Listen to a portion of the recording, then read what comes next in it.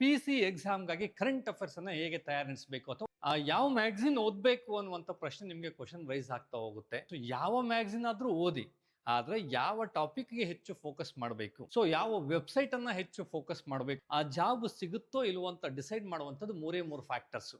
Factors ಅಲ್ಲಿ ಯಾವುದು ಅಂತಂದ್ರೆ, ಮೊದಲನೇದು ಮೆಂಟಲ್ ಎಬಿಲಿಟಿ. ಒಬ್ಬ ಜಾಬ್ ತಗೊಳ್ಳೋದನ್ನ ತಪ್ಪಿಸೋ ತಾಕತ್ತಿರುವಂಥದ್ದು ಮೆಂಟಲ್ ಎಬಿಲಿಟಿಗೆ, ಅಥವಾ ಒಬ್ಬ ಜಾಬ್ ತಗೊಳ್ಳೋ ರೀತಿ ಮಾಡುವಂತ ತಾಕತ್ತಿರುವಂಥದ್ದು ಮೆಂಟಲ್ ಎಬಿಲಿಟಿಗೆ. ಈ 8ರಿಂದ 15 ಪ್ರಶ್ನೆಗಳಿಗೋಸ್ಕರ 1200 ಪುಟದಲ್ಲಿ ಓದೋದು ಹೇಗೆ, ಆ ಓದಿದ್ದನ್ನು ನೆನಪಲ್ಲಿ ಇಟ್ಕೊಳ್ಳೋದು ಹೇಗೆ, ಎಲ್ಲವನ್ನೂ ಓದ್ಬೇಕಾ ಬೇಡವಾ ಅನ್ನುವಂಥದ್ದು important. EVS and science and technology success ಆದ್ರೆ, ಕರೆಂಟ್ ಅಫೇರ್ಸ್ ಸಕ್ಸಸ್ ಆದ್ರೆ 100% ಜಾಬ್ ಕಟ್ಟಿಟ್ಟು ಬುತ್ತಿ. ನಮಸ್ಕಾರ ಎಲ್ಲ ಪ್ರೀತಿಯ ಸ್ಪರ್ಧಾರ್ಥಿ ಮಿತ್ರರಿಗೆ, ಉಜ್ವಲ ಅಕಾಡೆಮಿಯ ಯೂಟ್ಯೂಬ್ ಚಾನಲ್ಗೆ ಸ್ವಾಗತ.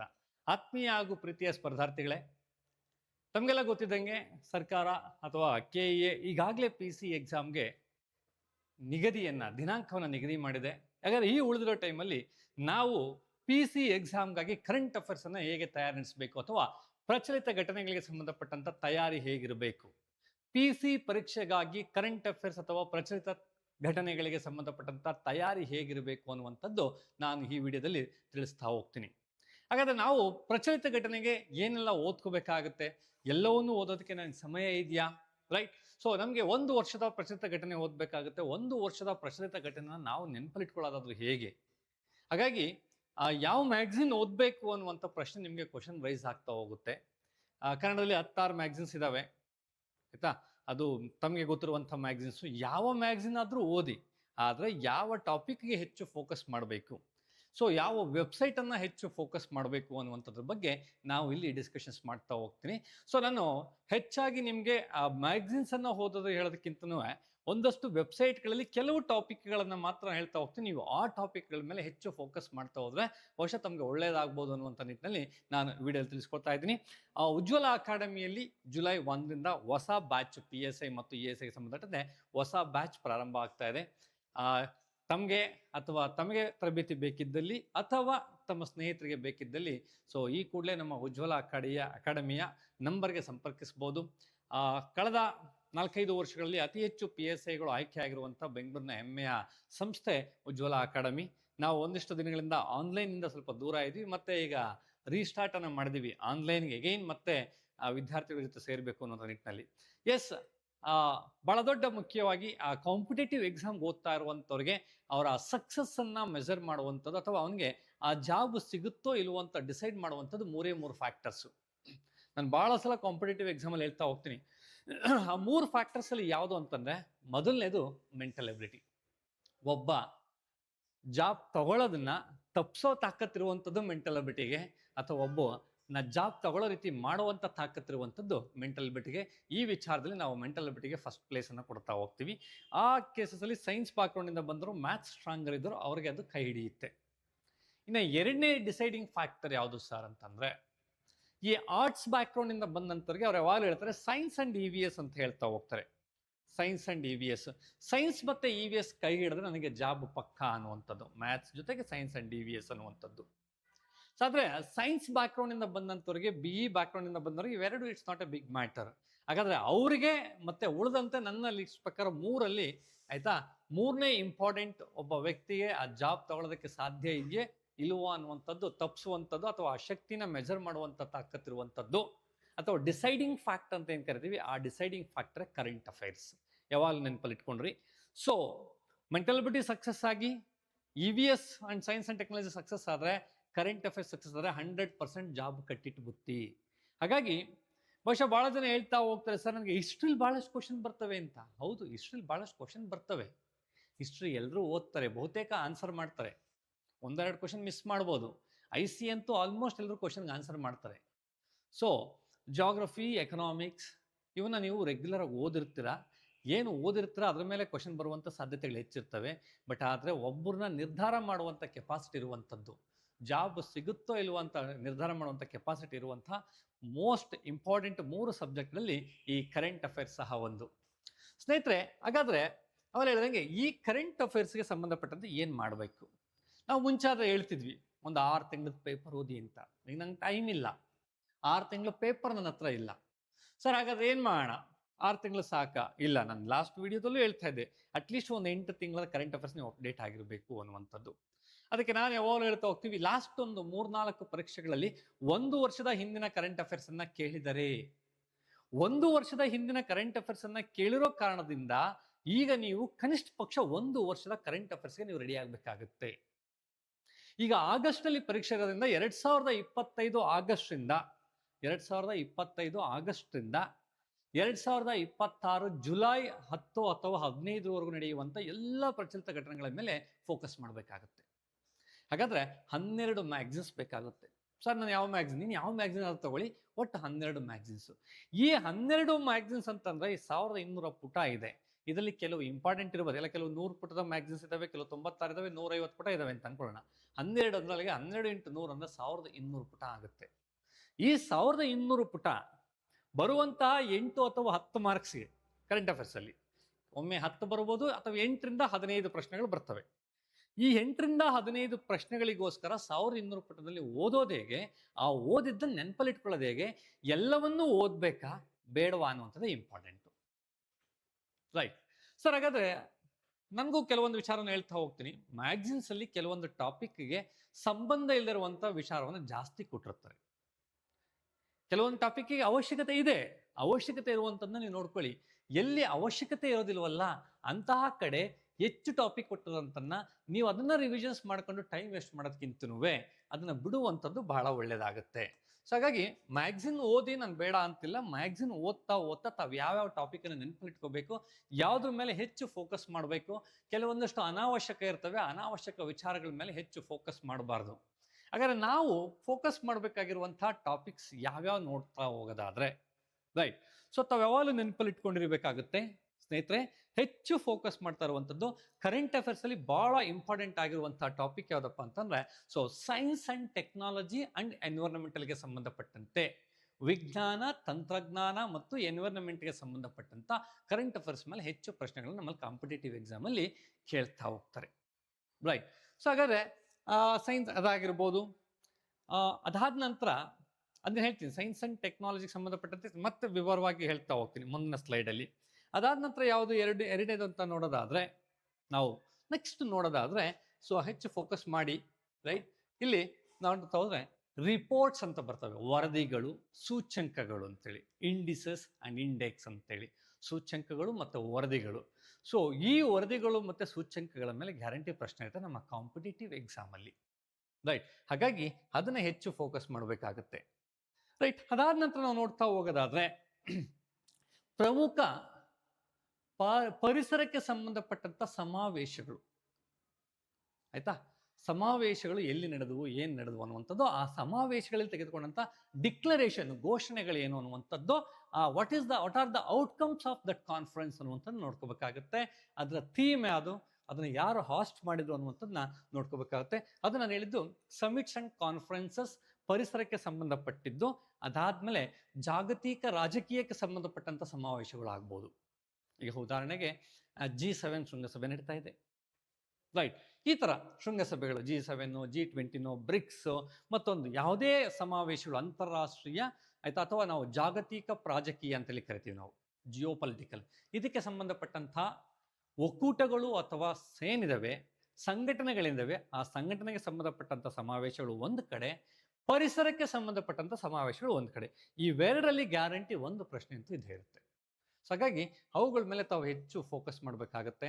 ಅದಾದ ನಂತರ ಪ್ರಶಸ್ತಿಗಳ ಬಗ್ಗೆ ಹೆಚ್ಚು ಗಮನ ಕೊಡಿ. ಪ್ರಶಸ್ತಿಗಳಲ್ಲಿ ಯಾವುದ್ರ ಮೇಲೆ ಹೆಚ್ಚು ಗಮನ ಕೊಡಬೇಕು ಸರ್ ಅಂತ ಅನ್ನೋದಾದ್ರೆ, ಹೆಚ್ಚು ನೀವು ಗಮನ ಕೊಡಬೇಕಾಗಿರುವಂಥದ್ದು ನೋಬೆಲ್ ಅವಾರ್ಡ್ಸ್ ಮತ್ತೆ ಸೈನ್ಸ್ ಅಲ್ಲಿ ಸಂಬಂಧಪಟ್ಟಂತೆ ಸಂಶೋಧನೆಗಾಗಿ ನೀಡುವಂತಹ ಪ್ರಶಸ್ತಿಗಳಿಗೆ ಹೆಚ್ಚು ಒತ್ತನ್ನು ಕೊಡಬೇಕಾಗತ್ತೆ. ಸಂಶೋಧನೆಗಾಗಿ ನೀಡುವಂತಹ ಪ್ರಶಸ್ತಿಗಳು ಹೆಚ್ಚು ಕೊಡಬೇಕಾಗುತ್ತೆ. ಇದ್ರ ಜೊತೆಗೆ ಆಸ್ಕರ್ ಅವಾರ್ಡ್ಸ್ ಒಂದ್ಸಲ ಫೋಕಸ್ ಮಾಡಬೇಕಾಗುತ್ತೆ. ಯಾಕಂದ್ರೆ ಆಸ್ಕರ್ ಅವಾರ್ಡ್ಸ್ ಮೇಲೆ ಕೂಡ ಕೇಳುವಂಥ ಸಾಧ್ಯತೆಗಳು ಜಾಸ್ತಿ ಇದ್ದಾವೆ. ರೈಟ್, ಸೊ ಸುಮಾರು ನಮ್ಮ ಕಾಂಪಿಟೇಟಿವ್ ಎಕ್ಸಾಮಲ್ಲಿ ಆಸ್ಕರ್ ಅವಾರ್ಡ್ಸ್ ಮೇಲೆ ಕೇಳಿದ್ರೆ, ಹಾಗಾಗಿ ನಾವು ಅವಾರ್ಡ್ಸ್ ಅಂತೇಳಿ ಕರಿತಾ ಹೋಗ್ತೀವಿ. ಅಂತಾರಾಷ್ಟ್ರೀಯ ಪ್ರಶಸ್ತಿಗಳು ಮತ್ತು ರಾಷ್ಟ್ರೀಯ ಮಟ್ಟದಲ್ಲಿ ಸಿಗುವಂಥ ಪ್ರಶಸ್ತಿಗಳು. ಅಂತಾರಾಷ್ಟ್ರೀಯ ಮಟ್ಟದಲ್ಲಿ ಇರುವಂಥ ಪ್ರಶಸ್ತಿಗಳನ್ನು ನೀವು ಹೆಚ್ಚಾಗಿ ಫೋಕಸ್ ಮಾಡಬೇಕಾಗಿರುವಂಥದ್ದು ನಾನು ಯಾವ್ಯಾವ ಅಂತೇಳಿ ಹೇಳ್ತಾ ಹೋಗ್ತೀನಿ, ಅದನ್ನು ಹೆಚ್ಚು ನೀವು ಮಾಡ್ಕೋಬೇಕಾಗುತ್ತೆ. ಅದಾದ ನಂತರ ನಾವು ನೋಡ್ತಾ ಹೋಗೋದಾದ್ರೆ ಪ್ರಮುಖ ನೇಮಕಾತಿಗಳು. ಯಾಕಂದ್ರೆ KA ಎಕ್ಸಾಮ್ ಅಲ್ಲಿ 1 ಲೈನಲ್ಲಿ ಕೇಳೋದ್ರಿಂದ, ಸೊ ನೇಮಕಾತಿಗಳ ಮೇಲೆ 100% ಪ್ರಶ್ನೆ ಇರುತ್ತೆ KA ಎಕ್ಸಾಮ್ ಅಲ್ಲಿ. ಅದು ಎಲ್ಲಿ ಸರ್? ಪ್ರಮುಖ ಅಂತಾರಾಷ್ಟ್ರೀಯ ಸಂಘಟನೆಗಳಲ್ಲಾದಂಥ ನೇಮಕಾತಿಗಳಿರಬಹುದು, ಅಥವಾ ಭಾರತದಲ್ಲಿನ ಪ್ರಮುಖ ಸಮಿತಿಗಳು ಅಥವಾ ಸಂಘಗಳು ಅಥವಾ ಸರ್ಕಾರಿ ಅಥವಾ ಒಡೆತನದಲ್ಲಿರುವಂತಹ ಕೆಲವು ಸಂಸ್ಥೆಗಳೇನಿದಾವೆ, ಅದು ಸಾಂವಿಧಾನಿಕ ಸಂಸ್ಥೆ ಇರ್ಬೋದು, ಅಂದ್ರೆ ಕಾನ್ಸ್ಟಿಟ್ಯೂಷನಲ್ ಬಾಡಿ ಇರ್ಬೋದು, ನಾನ್ ಕಾನ್ಸ್ಟಿಟ್ಯೂಷನಲ್ ಬಾಡಿ ಇರ್ಬೋದು, ಸ್ಟ್ಯಾಚ್ಯುಟರಿ ಬಾಡಿ ಇರ್ಬೋದು, ಶಾಸನಾತ್ಮಕವಾಗಿ ರಚನೆಗೊಂಡಂತಹ ಬಾಡಿಗಳಿರ್ಬೋದು, ಇಲ್ಲಿ ಆದಂಥ ನೇಮಕಾತಿಗಳು. ಆಮೇಲೆ ಬದಲಾವಣೆಗಳಲ್ಲಾದಂತಹ ಒಂದಷ್ಟು ರಾಜಕೀಯ ವಿದ್ಯಮಾನಗಳು, ರಾಜ್ಯಗಳ ಮುಖ್ಯಮಂತ್ರಿಗಳಲ್ಲಾದಂಥ ಬದಲಾವಣೆ, ಕೇಂದ್ರ ಸರ್ಕಾರದಲ್ಲಿ ಆದಂಥ ಒಂದಷ್ಟು ಪೋರ್ಟ್ಫೋಲಿಯೋಗಳು, ಮಂತ್ರಿಗಳನ್ನ ಇದ್ರ ಬಗ್ಗೆ ತಾವು ಹೆಚ್ಚು ಗಮನ ಕೊಡಬೇಕಾಗುತ್ತೆ. ಅದಕ್ಕೆ ನಾವು ನೇಮಕಾತಿಗಳು ಅಥವಾ ಅಪಾಯಿಂಟ್ಮೆಂಟ್ಸ್ ಅಂತ ಹೇಳಿ ನಾವು ಕರಿತಾ ಹೋಗ್ತೀವಿ. ಇದ್ರ ಬಗ್ಗೆ ನೋಡ್ಕೋಬೇಕಾಗುತ್ತೆ. ಇದಾದ ನಂತರ ಕೇಂದ್ರ ಸರ್ಕಾರ ಮತ್ತು ರಾಜ್ಯ ಸರ್ಕಾರ ಇತ್ತೀಚೆಗೆ ಜಾರಿಗೆ ತಂದಿರುವಂತಹ ಯೋಜನೆಗಳೇನಿದಾವೆ, ಆ ಯೋಜನೆಗಳ ಮೇಲೆ ಒಂದು ಪ್ರಶ್ನೆ ಗ್ಯಾರಂಟಿ ಇರುತ್ತೆ. ನಿಮ್ಮ ಟೈಮ್ ಚೆನ್ನಾಗಿತ್ತು ಅಂತಂದ್ರೆ ಯೂಶಲಿ KAS ಅಲ್ಲಾದ್ರೆ ಯೋಜನೆಗಳ ಮೇಲೆ 4 ರಿಂದ 5 ಪ್ರಶ್ನೆಗಳು ಕೇಳುವಂಥ ಸಾಧ್ಯತೆಗಳಿರ್ತವೆ. ಇಲ್ಲಿ ಒಂದಂತೂ ಗ್ಯಾರಂಟಿ ಇರುತ್ತೆ. ಸೊ 2 ಇರ್ಬೋದು, 3 ಬರ್ಬೋದು. ಸೊ ಹಾಗಾದ್ರೆ ಹೆಚ್ಚಾಗಿ ಯಾವ ಯೋಜನೆಗಳಿಗೆ ಹೆಚ್ಚು ಫೋಕಸ್ ಮಾಡ್ಬೇಕು ತಾವು ಅಂತಂದ್ರೆ, ಈ ಬಾರಿಯ ಬಜೆಟ್ನಲ್ಲಿ ಘೋಷಣೆ ಆಗಿರುವಂತಹ ಹೊಸ ಯೋಜನೆಗಳ ಮೇಲೆ ಹೆಚ್ಚು ಫೋಕಸ್ ಮಾಡಬೇಕಾಗುತ್ತೆ. ಈ ಬಾರಿಯ ಬಜೆಟ್ ಅಲ್ಲಿ ಘೋಷಣೆ ಆಗಿರುವಂತಹ ಹೊಸ ಯೋಜನೆಗಳ ಮೇಲೆ ಹೆಚ್ಚು ಫೋಕಸ್ ಮಾಡಬೇಕಾಗುತ್ತೆ. ಅದಾದ ನಂತರ ಹಿಂದಿನ ಜನಪ್ರಿಯ ಯೋಜನೆಗಳಿಗೆ ಈ ಬಾರಿಯ ಬಜೆಟ್ ನಲ್ಲಿ ಕೊಟ್ಟಿರುವಂತಹ ಮೀಸಲಿಟ್ಟಿರುವಂತಹ ಅನುದಾನದ ಬಗ್ಗೆ ನೀವು ನೋಡ್ಕೋಬೇಕಾಗುತ್ತೆ. ಇದಕ್ಕೆ ನಾವು ಕೇಂದ್ರ ಸರ್ಕಾರದ ಯೋಜನೆಗಳು ಮತ್ತು ರಾಜ್ಯ ಸರ್ಕಾರದ ಯೋಜನೆ ನೋಡ್ಕೋಬೇಕಾಗುತ್ತೆ. ಇದ್ರ ಜೊತೆಗೆ ಕೆಲವು ರಾಜ್ಯಗಳ ಒಂದಷ್ಟು ಜನಪ್ರಿಯ ಯೋಜನೆಗಳು ಅಂತ ಏನ್ ಕರಿತೀವಿ, ಆ ಯೋಜನೆಗಳು ಸುದ್ದಿಯಲ್ಲಿದ್ದಾಗ ನೀವು ಅದ್ರ ಬಗ್ಗೆ ಸ್ವಲ್ಪ ಫೋಕಸ್ ಮಾಡಬೇಕಾಗುತ್ತೆ ಅನ್ನೋದನ್ನ ನಾವು ಹೇಳ್ತಾ ಹೋಗ್ತೀವಿ. ಸೊ ಇಷ್ಟು ಟಾಪಿಕ್ ಅನ್ನು ತಾವು ಹೆಚ್ಚಾಗಿ ಫೋಕಸ್ ಮಾಡಬೇಕಾಗುತ್ತೆ. ಹಾಗಾದ್ರೆ ನಾವು ನೋಡ್ತಾ ಹೋಗೋದಾದ್ರೆ, ಈಗ ನಾವಲ್ಲಿ ಹೇಳೋದಂಗೆ ನೆಕ್ಸ್ಟ್ ಸೈನ್ಸ್ ಅಂಡ್ ಟೆಕ್ನಾಲಜಿಗೆ ಸಂಬಂಧಪಟ್ಟಂತಹ ಒಂದಷ್ಟು ಕರೆಂಟ್ ಅಫೇರ್ಸ್ ನಾವು ನೋಡಬೇಕಾಗುತ್ತೆ. ಸೈನ್ಸ್ ಅಂಡ್ ಟೆಕ್ನಾಲಜಿಗೆ ಸಂಬಂಧಪಟ್ಟಂತಹ ಕರೆಂಟ್ ಅಫೇರ್ಸ್ ನಾವು ನೋಡಬೇಕಾಗುತ್ತೆ. ಸೈನ್ಸ್ ಅಂಡ್ ಟೆಕ್ನಾಲಜಿಗೆ ಸಂಬಂಧಪಟ್ಟಂತಹ ಕರೆಂಟ್ ಅಫೇರ್ಸ್ ಅಂತಂದಾಗ ಯಾವುದಕ್ಕೆ ಹೆಚ್ಚು ನಾನು ಫೋಕಸ್ ಮಾಡಬೇಕಾಗುತ್ತೆ ಸರ್? ಯಾವ ಬೇಸ್ ಮೇಲೆ ನೀವು ಇದನ್ನೇ ಹೆಚ್ಚು ಫೋಕಸ್ ಮಾಡಿ ಅಂತ ಹೇಳ್ತೀರಾ ಅಂತನ್ನೋದಾದ್ರೆ, ನನ್ನ ಅನುಭವ ಏನು ಈ ಫೀಲ್ಡಲ್ಲಿ ಕಳೆದ 15 ವರ್ಷಗಳಿಂದ ನಾನು ಪಾಠ ಮಾಡ್ಕೊಂಡು ಬಂದಿದ್ದೀನಿ. ಈ ನನ್ನ ಅನುಭವದ ಜೊತೆಗೆ ನಾನು ಹೇಳ್ತಾ ಹೋಗೋದಾದ್ರೆ, ರೈಟ್, ಸೊ ಮತ್ತೆ ನನ್ನ ಅನುಭವದ ಜೊತೆಗೆ ಈ 15 ವರ್ಷ ನಡೆದಿರುವಂಥ ಪರೀಕ್ಷೆಗಳನ್ನು ನಾನು ನೋಡಿದ್ದೀನಿ, ಪೇಪರ್ಗಳನ್ನು ನೋಡಿದ್ದೀನಿ, ಪೇಪರ್ಗಳನ್ನು ವಿಶ್ಲೇಷಣೆ ಮಾಡಿದ್ದೀನಿ. ಆ ವಿಶ್ಲೇಷಣೆಯ ಪ್ರಕಾರ ಯಾವ ಸೈನ್ಸ್ ಅಂಡ್ ಟೆಕ್ನಾಲಜಿಯ ಟಾಪಿಕ್ ಮೋಸ್ಟ್ ಇಂಪಾರ್ಟೆಂಟ್ ಆಗುತ್ತೆ ಅಂತನ್ನೋದಾದ್ರೆ, ಈ ನಮ್ಮ ಇಸ್ರೋಗೆ ಸಂಬಂಧಪಟ್ಟಂಥ ಇಸ್ರೋನಲ್ಲಾದಂಥ ಬೆಳವಣಿಗೆಗಳ ಮೇಲೆ ಒಂದು ಪ್ರಶ್ನೆ ಕಡ್ಡಾಯವಾಗಿರುತ್ತೆ. ಸೊ ಹಾಗಾಗಿ ನೀವು ಫಸ್ಟ್ ನೋಡ್ಕೋಬೇಕಾಗಿರುವಂಥದ್ದು ಇಸ್ರೋಗೆ ಸಂಬಂಧಪಟ್ಟಂತೆ ಕಳೆದ 1 ವರ್ಷಗಳಲ್ಲಿ ಇಸ್ರೋದಲ್ಲಾದಂಥ ಬೆಳವಣಿಗೆಗಳು, ಉಡಾವಣೆಗೊಂಡಂಥ ರಾಕೆಟ್ಗಳು, ಬಾಹ್ಯಾಕಾಶಕ್ಕೆ ಕಳಿಸಲ್ಪಟ್ಟಂತಹ ಉಪಗ್ರಹಗಳು, ಮುಂಬರುವ ಯೋಜನೆಗಳು, ಮುಂಬರುವ ಯೋಜನೆಗಾಗಿ ಮಾಡಿಕೊಂಡಂಥ ಒಡಂಬಡಿಕೆಗಳು ಇವೇನಿದಾವೆ, ಇವು ಪಕ್ಕಾ ನಿಮಗೆ ನೋಡ್ಕೊಳ್ಳೇಬೇಕಾಗತ್ತೆ. ಈ ರೀತಿ ನೀವು ಸೆಕ್ಟರ್ ವೈಸ್ ಮಾಡ್ಕೊಳ್ತಾ ಹೋಗಿ. ಅದಾದ್ಮೇಲೆ ನಾವೇನು ಹೇಳ್ತಾ ಹೋಗ್ತೀವಿ, ಡಿಫೆನ್ಸ್ ಟೆಕ್ನಾಲಜಿ ಅಂತ ಹೇಳಿ ಕರಿತಾ ಹೋಗ್ತೀವಿ. ಡಿಫೆನ್ಸ್ ಟೆಕ್ನಾಲಜಿ ಅಂತಂದ್ರೆ DRDOದಲ್ಲಾದಂತಹ ಬೆಳವಣಿಗೆಗಳು. ಈ ಇಸ್ರೋ ಅಥವಾ DRDO ಇವೆರಡರಲ್ಲಿ ಒಂದು ಕ್ವಶನ್ ನೀವು ಮುಂಬರುವಂತಹ ಎಕ್ಸಾಮ್ ಅಲ್ಲಿ ಪಕ್ಕಾ ಇರುತ್ತೆ. ಸರ್ DRDOದಲ್ಲಿ ಏನಾಯ್ತು ಸರ್ ಅಂತ, ಸೇಮ್ ಕಳೆದ 1 ವರ್ಷದಲ್ಲಿ ಆದಂತಹ ಬೆಳವಣಿಗೆಗಳು, ಪರೀಕ್ಷೆ ಮಾಡಿದಂತಹ ಅವರೇನು ಪರೀಕ್ಷೆ ಮಾಡಿದಂತಹ ಕ್ಷಿಪಣಿಗಳು, ಮಿಸೈಲ್ಸ್ ಅಂತ ಹೆಂಗೆ ಕರಿತೀವಿ, ಆ ಕ್ಷಿಪಣಿಗಳಿಗೆ ಸಂಬಂಧಪಟ್ಟಂತೆ ಅಥವಾ ಏನಾದರೂ ಹೊಸ ಇನ್ವೆನ್ಷನ್ಸ್ ಇದ್ರೆ ಅದಕ್ಕೆ ಸಂಬಂಧಪಟ್ಟಂಥ ಟಾಪಿಕ್ಗಳನ್ನು ನೀವು ಹೆಚ್ಚಾಗಿ ಫೋಕಸ್ ಮಾಡ್ಕೋಬೇಕಾಗುತ್ತೆ. ಸೈನ್ಸ್ ಅಂಡ್ ಟೆಕ್ನಾಲಜಿನಲ್ಲಿ ನೀವು ಹೆಚ್ಚಾಗಿ ಫೋಕಸ್ ಮಾಡಬೇಕಾಗಿರುವಂಥದ್ದು DRDO ಮತ್ತು ಇಸ್ರೋನ ಬೆಳವಣಿಗೆಗಳು. ಇದು ಮೋಸ್ಟ್ ಇಂಪಾರ್ಟೆಂಟ್ ಟಾಪಿಕ್. ಇದಾದ ನಂತರ ಸೊ ಕಳೆದ 1 ವರ್ಷದಲ್ಲಿ ವೈಜ್ಞಾನಿಕ ಕ್ಷೇತ್ರದಲ್ಲಿ ಉಂಟಾದಂಥ ಹೊಸ ಆವಿಷ್ಕಾರಗಳು, ಹೊಸ ಔಷಧಿ ಇರ್ಬೋದು, ಹೊಸ ಆವಿಷ್ಕಾರಗಳಿರ್ಬೋದು, ಅನ್ವೇಷಣೆ ಇರಬಹುದು, ಈ ರೀತಿ ಏನಾದರೂ ಆಗಿದ್ರೆ ಇವುಗಳನ್ನ ನೀವೇನು ಮಾಡ್ಕೋಬೇಕಾಗುತ್ತೆ, ನೋಟ್ ಮಾಡ್ಕೋಬೇಕಾಗುತ್ತೆ. ಅದನ್ನು ಮಾತ್ರ ಓದೋದು ಅಂತ ಪ್ರಯತ್ನ ಪಡ್ತಾ ಹೋಗಿ. ಆಮೇಲೆ ಈ ಸೈನ್ಸ್ ಫೀಲ್ಡಲ್ಲಿ ಕೊಡುವಂಥ ಪ್ರಶಸ್ತಿಗಳು, ಇದನ್ನು ನೀವಲ್ಲಿ ಪ್ರಶಸ್ತಿಗಳಾದರೂ ಕನ್ಸಿಡರ್ ಮಾಡ್ಕೊಳ್ಳಿ, ಇದನ್ನು ಸೈನ್ಸ್ ಅಂಡ್ ಟೆಕ್ನಾಲಜಿ ಅಂತಲಾದರೂ ಕನ್ಸಿಡರ್ ಮಾಡ್ಕೊಳ್ಳಿ. ಸೊ ಹಾಗಾಗಿ ಅಲ್ಲಿ ನೀವು ನೋಡಲೇಬೇಕಾದಂಥ ವಿಚಾರಗಳು. ಇದಾದ ನಂತರ ಇತ್ತೀಚೆಗೆ ಸುದ್ದಿಯಲ್ಲಿರುವಂಥದ್ದು ಈ ಸೈನ್ಸ್ ಅಂಡ್ ಟೆಕ್ನಾಲಜಿ ಅಂತ ಬಂದಾಗ ರಿನ್ಯೂವಬಲ್ ಎನರ್ಜಿಗೆ ಸಂಬಂಧಪಟ್ಟಂತೆ, ನವೀಕರಿಸಬಹುದಾದ ಇಂಧನ, ಇದಕ್ಕೆ ಸಂಬಂಧಪಟ್ಟಂತೆ ಆಗ್ತಾ ಇರುವಂಥ ಬೆಳವಣಿಗೆಗಳು. ಇವತ್ತೇನು ಎಲೆಕ್ಟ್ರಿಕ್ ವೆಹಿಕಲ್ಸ್ ರ್ಯಾಪಿಡ್ ಗ್ರೋತ್ ಆಗ್ತಾ ಇದೆ. ಆಮೇಲೆ ಈ ಫ್ಯೂಯಲ್ ಅಥವಾ ಇಂಧನ ಫಾಸಿಲ್ ಫ್ಯೂಯಲ್ಸ್ ಅನ್ನ, ಪಳೆಯುಳಿಕೆ ಇಂಧನಗಳನ್ನು ಬಿಟ್ಟು ಬೇರೆ ರೀತಿಯಲ್ಲಿ ವಾಹನಗಳು ಮೊಬಿಲಿಟಿ ಏನು ಸ್ಟಾರ್ಟ್ ಆಗಿದೆ, ಅದಕ್ಕೆ ಸಂಬಂಧಪಟ್ಟಂತ ಟೆಕ್ನಾಲಜಿ ಏನಿದಾವೆ, ಹೊಸದಾಗಿ ಬಂದಿರುವಂತಹ ಈ ತಂತ್ರಜ್ಞಾನಗಳ ಮೇಲೆ ಗ್ಯಾರಂಟಿ ಪ್ರಶ್ನೆ ಇರುತ್ತೆ. ರೈಟ್. ಸೊ ತಾವು DRDO, ಇಸ್ರೋ, ಇದ್ರ ಜೊತೆಗೆ ಸೊ ಆಯ್ತಾ, ರಿನ್ಯೂವಬಲ್ ಎನರ್ಜಿ ಕ್ಷೇತ್ರಕ್ಕೆಲ್ಲ ಆಗುವಂತಹ ಬೆಳವಣಿಗೆಗಳೇನಿದಾವೆ ಇವನ್ನ ತಾವು ಆಯ್ತಾ ಕಡ್ಡಾಯವಾಗಿ ನೋಡ್ಕೋಬೇಕಾಗುತ್ತೆ. ಇದು ನಿಮಗೆ ಮೋಸ್ಟ್ ಇಂಪಾರ್ಟೆಂಟ್ ಟಾಪಿಕ್ ಆಗ್ತಾ ಹೋಗುತ್ತೆ. ಇದ್ರ ಜೊತೆಗೆ ಇವತ್ತು AI ಟೆಕ್ನಾಲಜಿನಲ್ಲಿ, ಆರ್ಟಿಫಿಷಿಯಲ್ ಇಂಟೆಲಿಜೆನ್ಸ್ನಲ್ಲಿ ಆಗಿರುವಂಥ ಬದಲಾವಣೆಗಳು, ಸೊ ರೊಬೋಟಿಕ್ಸ್ನಲ್ಲಿ ಆಗಿರುವಂಥ ಬದಲಾವಣೆಗಳು, ಕೈಗಾರಿಕಾ ತಂತ್ರಜ್ಞಾನದಲ್ಲಿ ಆಗಿರುವಂಥ ಬದಲಾವಣೆಗಳು, ಏವಿಯೇಷನ್ ಆಯ್ತಾ ಇಂಡಸ್ಟ್ರಿಯಲ್ ಆದಂಥ ಬದಲಾವಣೆಗಳನ್ನ ಮೇಜರ್ ಅಪ್ಡೇಟ್ಸ್ನ ತಾವು ರೆಡಿ ಆಗಬೇಕಾಗುತ್ತೆ. ಮೇಜರ್ ಅಪ್ಡೇಟ್ಸ್ ಬಗ್ಗೆ ತಿಳ್ಕೊಂಡ್ರೆ ಸಾಕಾಗುತ್ತೆ. ಇದ್ರ ಜೊತೆಗೆ ಈ ನಮ್ಮ ಸೈಂಟಿಫಿಕ್ ಸಂಸ್ಥೆಗಳಿದ್ದಾವೆ, ವೈಜ್ಞಾನಿಕ ಸಂಶೋಧನಾ ಸಂಸ್ಥೆಗಳು, ಆ ಸಂಶೋಧನಾ ಸಂಸ್ಥೆಗಳು ಯಾವುದಾದ್ರೂ ಹೊಸ ಆಯ್ತಾ ಅನ್ವೇಷಣೆ ಮಾಡಿದ್ರೆ, ಯಾವುದಾದ್ರು ಹೊಸದನ್ನ ಆವಿಷ್ಕಾರ ಮಾಡಿದ್ರೆ, ಅಥವಾ ಯಾವುದಾದ್ರು ಹೊಸ ಉತ್ಪನ್ನವನ್ನು ಪ್ರದರ್ಶನಕ್ಕೆ ಇಟ್ಟಿದ್ರೆ ಅದು ಸುದ್ದಿಯಲ್ಲಿದ್ದಾಗ ನನಗೆ ಅದು ಬಹಳ ಇಂಪಾರ್ಟೆಂಟ್ ಆಗುತ್ತೆ. ಮತ್ತೆ ಈ ಸಂಸ್ಥೆಗಳ ಅಧ್ಯಕ್ಷರು, ಮುಖ್ಯಸ್ಥರು, ಮತ್ತೆ ಇವುಗಳ ಕೇಂದ್ರ ಕಚೇರಿ ಸೈನ್ಸ್ ಅಂಡ್ ಟೆಕ್ನಾಲಜಿ ಆಗಿರುವಂಥ ಬದಲಾವಣೆಗಳ ಬಗ್ಗೆ ತಾವು ನೋಡ್ಕೋಬೇಕಾಗುತ್ತೆ. ಇದು ಸೈನ್ಸ್ ಅಂಡ್ ಟೆಕ್ನಾಲಜಿಗೆ ಸಂಬಂಧಪಟ್ಟಂಥ ರೈಟ್. ಸೊ ಕರೆಂಟ್ ಅಫೇರ್ಸ್ ಯಾವ ಟಾಪಿಕ್ಗೆ ಹೆಚ್ಚು ಮಹತ್ವ ಕೊಡಬೇಕು ಅನ್ನುವಂಥ ವಿಚಾರ. ಸರ್ ಆಯ್ತು, ಈಗ ಇದರಲ್ಲಿ ಏನಾಗುತ್ತೆ, ನಾನು ಮ್ಯಾಗ್ಝಿನ್ ಓದ್ತೀನಿ, ಒಬ್ವಿಯಸ್ಲಿ ಯಾವ ಟಾಪಿಕನ್ನು ಕೂಡ ಮ್ಯಾಗ್ಝಿನಲ್ಲಿ ಮಿಸ್ ಮಾಡಲ್ಲ. ಒಂದು ರಾಕೆಟನ್ನು ಉಡಾವಣೆ ಮಾಡ್ತಾರೆ.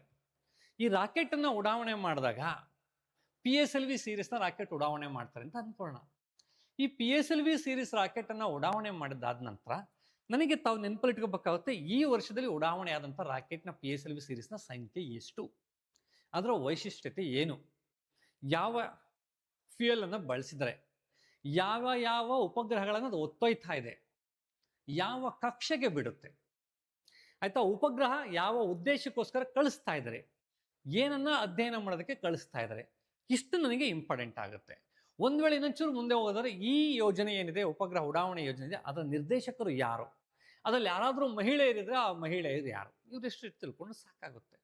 ಬಟ್ ಮ್ಯಾಗ್ಝಿನಲ್ಲಿ ಏನ್ ಮಾಡ್ತಾರಪ್ಪ ಅಂತಂದ್ರೆ, ಸೊ ಇಸ್ರೋ ಆರಂಭ ಆಯ್ತಲ್ವಾ, ಅಲ್ಲಿಂದ ಶುರು ಮಾಡ್ಕೋತಾರೆ. 1962ನಲ್ಲಿ ಅದು ಇನ್ಕೋಸರ್ ಅಂತ ಶುರುವಾಗುತ್ತೆ. ಅದಾದ ನಂತರ ಏನೈತೆ ಇಸ್ರೋ ಅಂತ ರೀನೇಮ್ ಏನು ಮಾಡಿದ್ರು, ಎಷ್ಟೆಲ್ಲಾಯಿತು, ಫಸ್ಟ್ ಒನ್ ಏನು, ಸೆಕೆಂಡ್ ಒನ್ ಏನು, ಆ ಸೀರೀಸಲ್ಲಿ ಬರುವಂಥ ಅಷ್ಟು 40 ಸ್ಯಾಟಲೈಟ್ಗೆ ಸಂಬಂಧಪಟ್ಟಂತೆ ಯಾವಾಗ ಲಾಂಚ್ ಮಾಡೋದು ಅಂತೆಲ್ಲ ಬಿಡ್ತಾ ಹೋಗ್ತಾರೆ. ಈಗಿರುವಂಥ ಸಂದರ್ಭದಲ್ಲಿ ದಟ್ ಈಸ್ ನಾಟ್ ನೆಸಸರಿ. ಅವರು ನೀವು ಮ್ಯಾಗ್ಝಿನ್ನೇ ಓದಿ, 100 ಪೇಜ್ ಮ್ಯಾಗ್ಝಿನ್ ಇದ್ರೆ 100 ಪೇಜ್ನ ಮ್ಯಾಗ್ಝಿನಲ್ಲಿ ನನಗೆ ಕರೆಕ್ಟಾಗಿ ಬೇಕಾಗುವಂಥ ಇನ್ಫಾರ್ಮೇಷನ್ ಇರುವಂಥದ್ದು 4 ರಿಂದ 5 ಪೇಜು ಅಥವಾ 6 ಪೇಜು ಒಂದು ತಿಂಗಳಿಗೆ. ಸೊ ಅದನ್ನು ನೀವು ಸೆಲೆಕ್ಟ್ ಮಾಡ್ಕೋಬೇಕಾಗತ್ತೆ. ಅನಾವಶ್ಯಕ ಇರುವಂತಹ ವಸ್ತುಗಳನ್ನ ಏನು ಮಾಡ್ತಾ ಹೋಗ್ಬೇಕಾಗುತ್ತೆ, ನಾವು ಕೈ ಬಿಡ್ತಾ ಹೋಗ್ಬೇಕಾಗುತ್ತೆ. ಇಷ್ಟನ್ನ ನೀವು ಈ ರೀತಿ ನೀವು ನೋಡ್ಕೋಬೇಕಾಗತ್ತೆ. ಈಗ DRDOಗೂ ಅಷ್ಟೇ, ಒಂದು ಕ್ಷಿಪಣಿ ಬಗ್ಗೆ ಹೇಳಿದ್ರೆ ಆ ಕ್ಷಿಪಣಿ ಆಯ್ತಾ, ನೀವು ಮುಂಚೆ ತಿಳ್ಕೊಂಡಿರ್ಬೇಕು ಕ್ಷಿಪಣಿಯ ವಿಧಗಳು. ಈ ಕ್ಷಿಪಣಿ ಯಾವುದು, ಖಂಡಾಂತರ ಕ್ಷಿಪಣಿಯ, ಇದ್ರ ರೇಂಜ್ ಏನು, ಸರ್ಫೇಸ್ ಟು ಸರ್ಫೇಸಾ, ಆಯ್ತಾ, ಸರ್ಫೇಸ್ ಟು ಏರಾ, ಈ ರೀತಿ ಯಾವ ಪರ್ಪಸ್ಗೆ ಬಳಸ್ತಾರೆ, ಎಷ್ಟು ತೂಕದ ಶಸ್ತ್ರಾಸ್ತ್ರವನ್ನು ಹೊತ್ತೊಯ್ಯುವಂಥ ಕೆಪಾಸಿಟಿ ಇದೆ, ಎಷ್ಟು ದೂರ ಹೋಗುವಂಥ ಕೆಪಾಸಿಟಿ ಇದೆ, ಇಷ್ಟು ಬೇಕು ನನಗೆ. ಮತ್ತು ಅದಕ್ಕೆ ಸಂಬಂಧಪಟ್ಟದ್ದು ಏನೂ ಬೇಕಾಗಿಲ್ಲ. ಸೊ ಅವ್ರೇನು ಮಾಡ್ತಾರೆ, ಇಡೀ DRDOನ ಇತಿಹಾಸನ 4 ಪೇಜ್ ಹಾಕ್ತಾರೆ. ಯಾಕಂದ್ರೆ ನಮಗೂ ಕೂಡ ಮ್ಯಾಗ್ಝಿನ್ ತುಂಬಿಸ್ಬೇಕಾದ ಕೆಲವೊಂದ್ಸಲ 100 ಪೇಜ್ ತರಲೇಬೇಕು ಅಂತಂದಾಗ ಏನೂ ಮ್ಯಾಟ್ರ್ ಇಲ್ಲ ಅಂತಂದಾಗ ಇನ್ನೇನೋ ಹುಡುಕ್ತಾ ಹೋಗ್ತೀವಿ. ಹಾಗಾಗಿ ಆ ಥರದ ವಿಚಾರಗಳನ್ನ ಏನು ಮಾಡ್ತಾ ಹೋಗಿ ಎಲಿಮಿನೇಟ್ ಮಾಡ್ತಾ ಹೋಗಿ. ಸೊ ನಾವೆಲ್ಲ ಹೇಳಿದಂಗೆ 100 ಪೇಜ್ನ ಒಂದು ಮ್ಯಾಗ್ಝಿನ್ನಲ್ಲಿ ನನಗೆ ಕರೆಕ್ಟಾಗಿ PC-ಗೆ ಓದುವಂಥ ವ್ಯಕ್ತಿಗೆ ಬೇಕಾಗುವಂಥ ಮಾಹಿತಿ ಎಷ್ಟಿರುತ್ತೆ ಅಂದರೆ ಬರೀ 10 ಪೇಜ್ ಇರುತ್ತೆ. ಹಾಗಾಗಿ 12 ತಿಂಗಳು ಮ್ಯಾಗ್ಝಿನ್ನ ನೀವು ಓದಿದ್ರು ಕೂಡ 120 ಪೇಜೆ. 120 ಪೇಜನ್ನ ಕರೆಕ್ಟಾಗಿ ನೀವು ನೋಟ್ಸ್ ಮಾಡ್ಕೊಂಡು ಓದಿದ್ದೆ ಆದರೆ ಅಲ್ಲಿ ಬರುವಂಥ ಒಂದು 15 ಕ್ವಶನ್ಸ್ ಏನಿದಾವೆ, 15ರಲ್ಲಿ 12 ರಿಂದ 13 ಕ್ವಶನ್ ನೀವು ಆನ್ಸರ್ ಮಾಡ್ಕೋಬೋದು. ನಿಮಗೆ ಆ ಓದೋ ವಿಚಾರ ಗೊತ್ತಿಲ್ಲದೆ ಎಲ್ಲವನ್ನ ಓದ್ತಾ ಕೂತ್ಕೊಳ್ತೀರಲ್ವಾ, ಹಂಗಾಗಿ ನಿಮಗೆ ಟೈಮ್ ವೇಸ್ಟ್ ಆಗ್ತಾ ಹೋಗುತ್ತೆ. ಅದನ್ನು ಮಾಡಬಾರ್ದು ಅನ್ನೋಂಥದ್ದು ನನ್ನ ಸಜೆಷನ್ನು.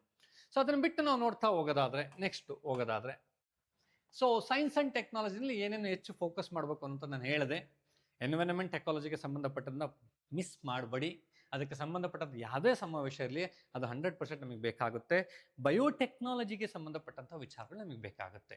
ಸೊ ಮೇಜರಾಗಿ ಇಲ್ಲಿ ಬೇಕಾಗುವಂಥದ್ದು 2, ಒಂದು ಇಸ್ರೋ, ಇನ್ನೊಂದು DRDO. ಸೊ ಇಷ್ಟು ನೋಡ್ಕೊಂಡ್ರೆ ಸಾಕಾಗುತ್ತೆ.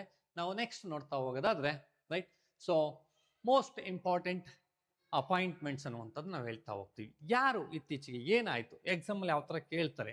ಸೊ ಇದಕ್ಕೆ ತಾವು ಯಾವಾಗ ಅನ್ಕೊಳ್ಳಿ, ಪರ್ಸನ್ಸ್ ಇನ್ ನ್ಯೂಸ್ ಅಂತೇಳಿ, ಸುದ್ದಿಯಲ್ಲಿರುವಂಥ ವ್ಯಕ್ತಿಗಳು. ಆಗ್ಬೋದು, ಅಥವಾ ಅಪಾಯಿಂಟ್ ಆಗಿರುವಂಥ ವ್ಯಕ್ತಿಗಳು. ಈಗ ಉದಾಹರಣೆ ನಾವು ಹೇಳ್ತಾ ಹೋದರೆ ಇತ್ತೀಚೆಗೆ ಕೆಲವು ರಾಜ್ಯಗಳಲ್ಲಿ ಚುನಾವಣೆ ನಡೀತು. ಉದಾಹರಣೆಗೆ ಪಶ್ಚಿಮ ಬಂಗಾಳದಲ್ಲಿ ಚುನಾವಣೆ ನಡೀತು. ಹಿಂದೆ ಇದ್ದ ಮಮತಾ ಬ್ಯಾನರ್ಜಿ ಅವರ ಸರ್ಕಾರ ಪತನ ಆಯಿತು. ಈಗ ಹೊಸ ವ್ಯಕ್ತಿ ಬಂದರು, ಮುಖ್ಯಮಂತ್ರಿ ಆದರು.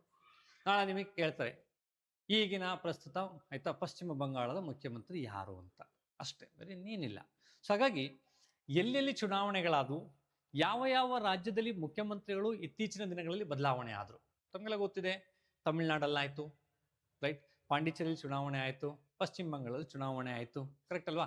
ಸೊ ಹೀಗೆ ಈ ಚುನಾವಣೆ ಆದಂತಹ ರಾಜ್ಯಗಳಲ್ಲಿ ಅಧಿಕಾರ ಯಾರು ಮುಖ್ಯಮಂತ್ರಿ ಆದರು, ಅದು ಒಂದು ಪಾಯಿಂಟ್. ಎರಡನೇದು ಸರ್ ಗವರ್ನರ್ಸ್ ನೇಮಕಾತಿಗಳು ನಮ್ಮ ರಾಜ್ಯದಲ್ಲಿ ಬದಲಾವಣೆ ಆದ ಮಾತ್ರ ನೋಡ್ಕೊಳ್ಳಿ, ಇಲ್ಲಾಂದ್ರೆ ಅಷ್ಟು ತಲೆ ಕೆಡಿಸ್ಕೊಳ್ಳೋಕೆ ಹೋಗ್ಬೇಡಿ, ರೈಟ್. ಆದರೆ ದ ಮೋಸ್ಟ್ ಇಂಪಾರ್ಟೆಂಟ್ ಸುದ್ದಿಗಳು ಅಂತ ಬಂದಾಗ ನಾವೆಲ್ಲ ಹೇಳ್ತಾ ಹೋಗ್ತೀವಿ. ಇತ್ತೀಚೆಗೆ ನೇಮಕಗೊಂಡಂತಹ ಎಲೆಕ್ಷನ್ ಕಮಿಷನರ್, ಆಯ್ತಾ, ಸುಪ್ರೀಂ ಕೋರ್ಟ್ಗೆ ಅಪಾಯಿಂಟ್ ಆದಂಥ ಜಡ್ಜ್ಗಳು, ಈ ವರ್ಷ ಆಯ್ತಾ CJI ಚೀಫ್ ಜಸ್ಟಿಸ್ ಇರ್ಬೋದು, ಚೀಫ್ ಎಲೆಕ್ಷನ್ ಕಮಿಷನರ್ ಇರ್ಬೋದು, CEC ಇರ್ಬೋದು, ನೀತಿ ಆಯೋಗಕ್ಕೆ ಸಂಬಂಧಪಟ್ಟ ನಾವು ಯಾವಾಗಲೂ ಹೇಳ್ತಾ ಹೋಗ್ತೀವಿ. ಒಂದಷ್ಟು ಬಾಡೀಸ್, ಕಾಯಗಳು, ಸಂಸ್ಥೆಗಳ ಬಗ್ಗೆ ಹೇಳ್ತಾ ಹೋಗ್ತೀವಿ. ಸಾಂವಿಧಾನಿಕ ಸಂಸ್ಥೆ, ಆಯ್ತಾ, ಕಾನ್ಸ್ಟಿಟ್ಯೂಷನಲ್ ಬಾಡೀಸ್, ಸಂವಿಧಾನೇತರ ಸಂಸ್ಥೆಗಳು ಅಂತೇಳಿ. ಈ ಸಂವಿಧಾನಿಕ ಸಂಸ್ಥೆಗಳು ಮತ್ತು ಸಂವಿಧಾನಿಕೇತರ ಸಂಸ್ಥೆಗಳಿಗೆ ಆಗುವಂಥ ನೇಮಕಾತಿಗಳು ಮೋಸ್ಟ್ ಇಂಪಾರ್ಟೆಂಟ್ ಆಗಿರ್ತವೆ ನನ್ನ ಕಾಂಪಿಟೇಟಿವ್ ಎಕ್ಸಾಮಲ್ಲಿ. ಒಂದಷ್ಟು ಸ್ಟ್ಯಾಚ್ಯುಟರಿ ಬಾಡೀಸ್ ಬರ್ತವೆ, ಉದಾಹರಣೆಗೆ ರಾಷ್ಟ್ರೀಯ ಮಹಿಳಾ ಆಯೋಗ, ಆಯ್ತಾ. ಸೊ ಇದಕ್ಕೆ ಯಾರೋ ಒಬ್ಬರು ನೇಮಕ ಆಗ್ತಾರೆ, ಬಟ್ ರಾಷ್ಟ್ರೀಯ ಮಹಿಳಾ ಆಯೋಗ ಇಸ್ ಎ ಬಾಡಿ, ಸೊ ಆಯ್ತಾ, but it's not A constitutional body, ಸಾಂವಿಧಾನಿಕ ಸಂಸ್ಥೆ ಅಲ್ಲ, ಬಟ್ ಸಂವಿಧಾನೇತರ ಸಂಸ್ಥೆ. ಸೊ ಹಾಗಾಗಿ ಒಂದಷ್ಟು ಪ್ರಮುಖವಾದಂಥ ಸಂಸ್ಥೆಗಳಿಗಾಗುವಂಥ ನೇಮಕಾತಿಗಳು, ಸಂಶೋಧನಾ ಸಂಸ್ಥೆಗಳಾಗುವಂಥ ನೇಮಕಾತಿಗಳು, ರೆಗ್ಯುಲೇಟರಿ ಬಾಡೀಸ್ ಅಂತೇಳಿ ಕರಿತೀವಿ ನಾವು, ನಿಯಂತ್ರಣಾ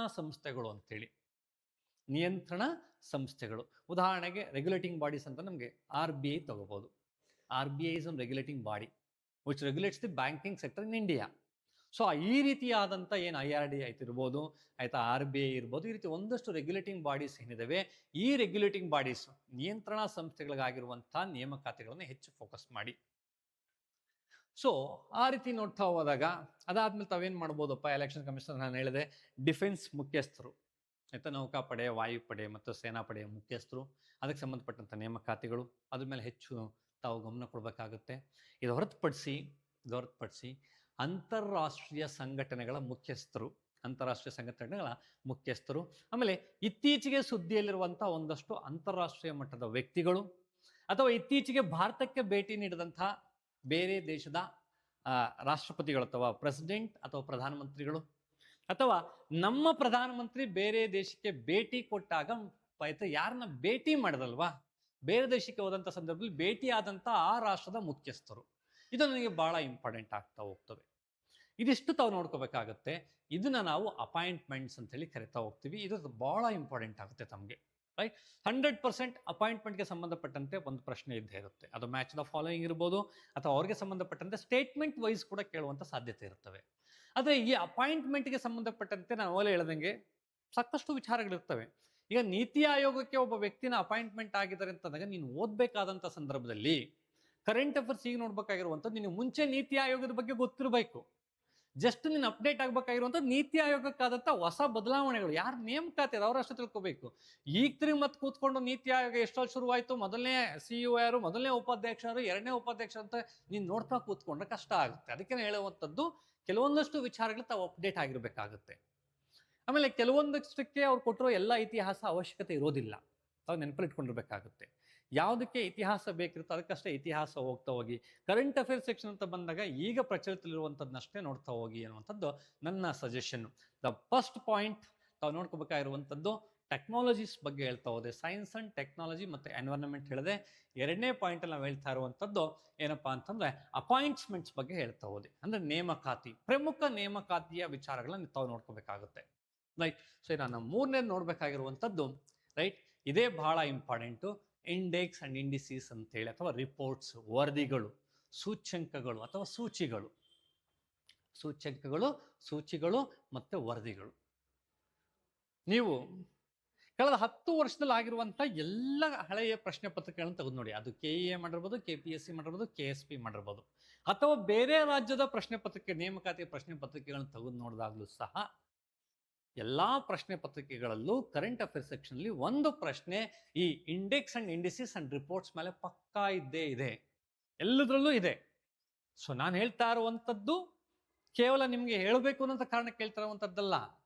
ಸೊ ಹಿಂದಿನ ಎಲ್ಲಾ ಪ್ರಶ್ನೆ ಪತ್ರಿಕೆಗಳನ್ನ ನಾನು ನೋಡಿದ್ದೀನಿ, ಆ ಕಾರಣಕ್ಕೆ ಹೇಳ್ತಾ ಇದ್ದೀನಿ. ಹಂಗಾಗಿ ಬಹುತೇಕ 90% ಪೇಪರ್ಸ್ ಅಲ್ಲಿ 90% ಎಕ್ಸಾಮ್ಸ್ ಅಲ್ಲಿ ಈ ಇಂಡೆಕ್ಸಸ್ ಅಂಡ್ ಇಂಡಿಸಿಸ್ ಮೇಲೆ ಕೇಳಿರುವಂಥದ್ದಿದೆ. ಸೊ ಹಾಗಾಗಿ ತಾವು ಇದನ್ನ ನೋಡ್ಕೊಳ್ಳೇಬೇಕಾಗುತ್ತೆ. ನಮ್ಮ ದೇಶದ ಆಯ್ತಾ ಕೆಲವು ಅಂತಾರಾಷ್ಟ್ರೀಯ ಮಟ್ಟದಲ್ಲಿ ಇಂಡೆಕ್ಸ್ ಅನ್ನು ಬಿಡುಗಡೆ ಮಾಡ್ತಾರೆ, ಸೂಚ್ಯಂಕಗಳನ್ನು ಬಿಡುಗಡೆ ಮಾಡ್ತಾ ಹೋಗ್ತಾರೆ. ಅದರಲ್ಲಿ ನಮ್ಮ ದೇಶದ ಸ್ಥಾನ ಎಷ್ಟಿದೆ?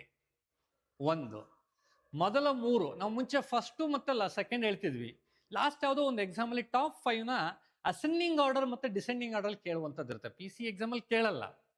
ಸೊ ನೆಕ್ಸ್ಟ್ ಲೆವೆಲ್ಗೆ ಗ್ರೂಪ್ ಸಿ ಮತ್ತೆ PS ಲೆವೆಲ್ ಕೇಳ್ತಾರೆ. ಹಂಗಾಗಿ ಒಂದು ಟಾಪ್ 5 1ರಿಂದ 5ನೇ ರ್ಯಾಂಕ್ ಅಲ್ಲಿರುವಂಥ ದೇಶಗಳು, ನಮ್ಮ ದೇಶದ ರ್ಯಾಂಕಿಂಗ್ ಏನು, ಆ ರ್ಯಾಂಕಿಂಗ್ ಅನ್ನ ಬಿಡುಗಡೆ ಮಾಡೋದಕ್ಕೆ ಅವ್ರು ಪರಿಗಣಿಸುವಂಥ ಅಂಶಗಳು ಯಾವುವು. ಒಂದು ವೇಳೆ ಮಾರ್ಕ್ಸ್ ಕೊಟ್ಟಿರ್ತಾರೆ, ಅಂಕಗಳು, ಕೆಲವಕ್ಕೆ 0 to 1 ಕೊಡ್ತಾರೆ, ಕೆಲವಕ್ಕೆ 1ರಿಂದ 100ವರೆಗೂ ಕೊಡ್ತಾರೆ. ಆ ಅಂಕಗಳಲ್ಲಿ ಭಾರತದ ಅಂಕ ಎಷ್ಟು ಅನ್ನುವಂಥದ್ದು ಆಯ್ತಾ. ಸೊ ತಾವು ಈ ರೀತಿ ನೋಟ್ ಮಾಡ್ಕೋಬೇಕಾಗುತ್ತೆ. ಅಷ್ಟು ಬಿಟ್ಟು ಮತ್ತಿನ್ನೇನು ನೋಡ್ಕೊಳ್ಳೋದಕ್ಕೆ ಸಾಧ್ಯ ಇಲ್ಲ. ಉದಾಹರಣೆ ನೋಡ್ಬೋದು ಅಂದರೆ HDI ಇಂಡೆಕ್ಸ್ ಇರ್ಬೋದು, ವರ್ಲ್ಡ್ ಹ್ಯಾಪಿನೆಸ್ ಇಂಡೆಕ್ಸ್ ಇರ್ಬೋದು, ಗ್ಲೋಬಲ್ ಹಂಗರ್ ಇಂಡೆಕ್ಸ್ ಅಂತ ಬರುತ್ತೆ ಆಯ್ತಾ, ಗ್ಲೋಬಲ್ ಇನೋವೇಷನ್ ಇಂಡೆಕ್ಸ್ ಅಂತ ಬರುತ್ತೆ, ಎನ್ವಿರಾನ್ಮೆಂಟಲ್ ಪರ್ಫಾರ್ಮೆನ್ಸ್ ಇಂಡೆಕ್ಸ್ ಅಂತ ಬರ್ತವೆ. ಈ ಥರದ ಒಂದು 40ರಿಂದ 50 ಇಂಡೆಕ್ಸಸ್ ಬರ್ತವೆ. ಅದರಲ್ಲೂ ವಿಶೇಷವಾಗಿ ವಿಶ್ವಸಂಸ್ಥೆ ಮತ್ತು ವಿಶ್ವಸಂಸ್ಥೆಯ ಅಂಗಸಂಸ್ಥೆಗಳು ಬಿಡುಗಡೆ ಮಾಡುವಂಥ ಸೂಚ್ಯಂಕಗಳು ಬಹಳ ಇಂಪಾರ್ಟೆಂಟ್ ಆಗುತ್ತೆ.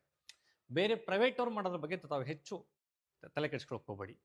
ವಿಶ್ವಸಂಸ್ಥೆ ಮತ್ತು ವಿಶ್ವಸಂಸ್ಥೆಯ ಅಂಗಸಂಸ್ಥೆಗಳು ಬಿಡುಗಡೆ ಮಾಡುವಂಥ ಸೂಚ್ಯಂಕಗಳನ್ನು ತಾವು ಹೆಚ್ಚು ಫೋಕಸ್ ಮಾಡಬೇಕಾಗತ್ತೆ. ಅದರ ಜೊತೆಗೆ ಭಾರತದ ಮಟ್ಟಕ್ಕೆ ರಾಷ್ಟ್ರೀಯ ಮಟ್ಟದ ಸೂಚ್ಯಂಕಗಳು ಅಂತ ಬಂದಾಗ ನೀತಿ ಆಯೋಗ ಬಿಡುಗಡೆ ಮಾಡುವಂಥ ಸೂಚ್ಯಂಕಗಳು ಬಹಳ ಮುಖ್ಯ ಆಗುತ್ತೆ. ಸೊ ತಾವು ಈ ಸೂಚ್ಯಂಕಗಳನ್ನ ವರದಿಗಳನ್ನ ಆಯ್ತಾ ತಪ್ಪದೇ ನೋಡ್ಕೋಬೇಕಾಗುತ್ತೆ. ಇದ್ರ ಮೇಲೆ ಒಂದು ಪ್ರಶ್ನೆ ಗ್ಯಾರಂಟಿ ಇರುತ್ತೆ ಆಯ್ತಾ.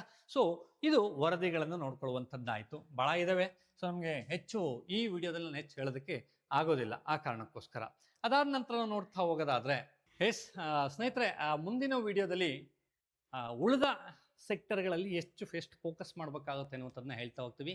ಅದಾದ ನಂತರ ನಿರಂತರವಾಗಿ ನಿಮ್ಮ ಪೊಲೀಸ್ ಎಕ್ಸಾಮ್ ಇಂದಿನ ದಿನ ತನಕ ನಿರಂತರವಾಗಿ ನಾವು ಕರೆಂಟ್ ಅಫೇರ್ಸ್ ಮತ್ತು ಕೆಲವೊಂದಷ್ಟು ಇಂಪಾರ್ಟೆಂಟ್ ಟಾಪಿಕ್ಗಳನ್ನು ಅಪ್ಡೇಟ್ ಮಾಡ್ತಾ ಇರ್ತೀವಿ. ನಮ್ಮ ಜೊತೆ ಸಂಪರ್ಕದಲ್ಲಿರಿ ಆಯಿತಾ. ನೋಡ್ತಾ ಹೋಗಿ, ಲೈಕ್ ಮಾಡಿ, ಸಬ್ಸ್ಕ್ರಿಪ್ಷನ್ಸ್ ಮಾಡ್ಕೊಳ್ಳಿ ಮತ್ತು ಶೇರ್ ಮಾಡೋದನ್ನು ಮರಿಬೇಡಿ ಅಂತ ಹೇಳ್ತಾ, ಸೊ ನಮ್ಮದು ಏನು ಜುಲೈ 1ನೇ ತಾರೀಕಿಂದ ಹೊಸ ಬ್ಯಾಚ್ ಪ್ರಾರಂಭ ಆಗ್ತಾ ಇದೆ. ಸೊ ಎಲ್ರಿಗೂ ಕೂಡ ರೆಫರ್ ಮಾಡಿ ಅಂತ ಹೇಳ್ತೀಯ ನನ್ನ ಈ ವಿಡಿಯೋನ ಮುಗಿಸ್ತಾ ಇದ್ದೀನಿ. ಧನ್ಯವಾದಗಳು. ಮುಂದಿನ ವಿಡಿಯೋದಲ್ಲಿ ಸಿಗೋಣ.